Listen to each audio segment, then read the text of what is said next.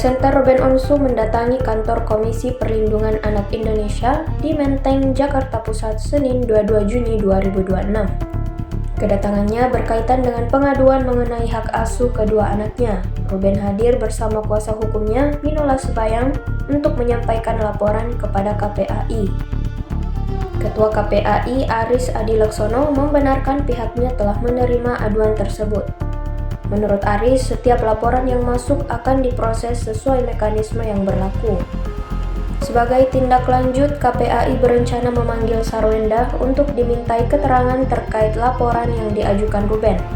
KPAI juga membuka kemungkinan melakukan asesmen langsung dengan mendatangi kediaman Sarwenda. Si anak-anak.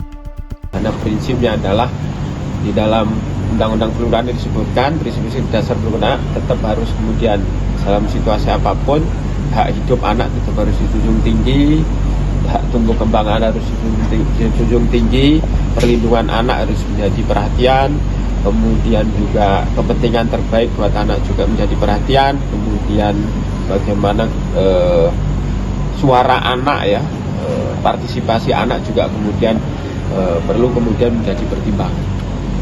Seperti itu, jadi semua hal apa yang kemudian menjadi prosedur pengaduan tentu itu hak masyarakat untuk mengakses dan kami melayani sebagaimana tusi kami dan langkah-langkahnya juga sudah kami jelaskan setelah mengadu hak-hak sebagai pengadu seperti apa, kemudian langkah-langkah berikutnya seperti apa sudah kami sampaikan sesuai dengan SOP yang ada di KPAI.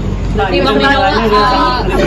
KPAI akan memanggil pihak dari ibunya anak-anak atau akan berkunjung melihat situasi kondisi anak-anak atau seperti apa, Pak?